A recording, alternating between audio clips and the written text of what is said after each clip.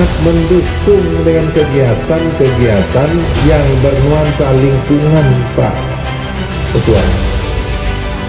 Karena itu memang kita tuangkan dalam satu visi misi kita adalah itu visi berkelanjutan. Nah, berkelanjutan itu adalah lingkungan. Bagaimana dengan lingkungan kita jago, kita pelihara, kita rawat elok-elok, dan kemudian dapat memberikan manfaat.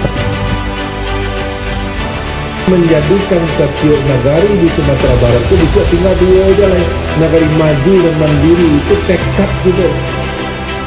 Yang pertama adalah Bupati sebagai daerah saya rapi ya di Padang, ya dipimpin oleh Pak Wakil Gubernur, ya ini yang bertugaskan. Dan kemudian amanat yang intinya nanti adalah bagaimana potensi ada Nagari itu ya kita sinergikan, kita kerjasamakan sehingga memberikan manfaat kepada masyarakat. Apalagi dalam Undang-Undang Nomor 3 Balik tahun 2022 itu dijalehan mungkinan undang-undang nama jalehan kawan.